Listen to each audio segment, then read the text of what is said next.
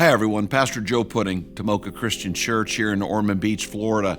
We've been working our way through the Gospel of Matthew in our devotional time. We come to the end of chapter 9. Jesus has been proving through his teaching, through miracles, whether it's giving sight to the blind, hearing to the deaf, raising people from the dead. We've had all kinds of miracles, and these are to prove that Jesus is indeed the Christ, the Son of the living God. Now, do I believe Jesus heals today? Of course I do. Why would I pray if I didn't believe that? But these people that assume that they can do those same kind of miracles, that's a problem. And you need to be very, very careful of those people. Because here's what I always say. If you really have that gift, go clean out the hospitals. Why do we have hospitals?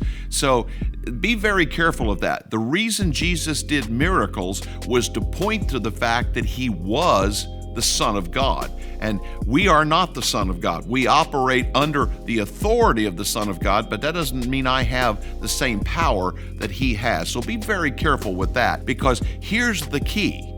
When you get to the end of chapter 9, we find out again the real purpose.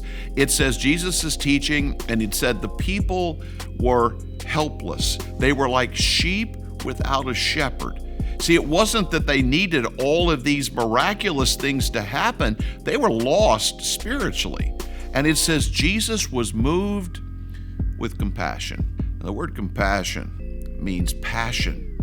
It's passion that is turned toward helping someone else. How do you see a brother in need? How do you see the world and the mess it's in? People say, why would God let a village not have clean water? And God says, I don't know, why do you let a village have clean water? But this is how it ends.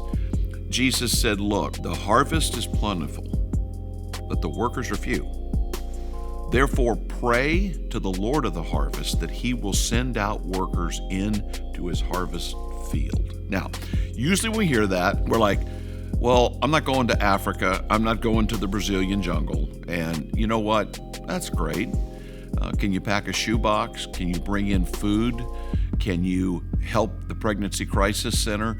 Can you teach in your local church? Can you help your neighbor next door? See, the field is white unto harvest. There are lost people literally everywhere, and it's such a cop-out to go, well, if I can't, I'm not going to Africa, so just phone that verse in, or you know what, here's $20 to help the missionary. No. Jesus said, pray, have compassion. That means I hurt, and you can't have compassion without acting. You say, well, I have compassion for you, but I'm going to let you starve to death. That's not compassion, all right?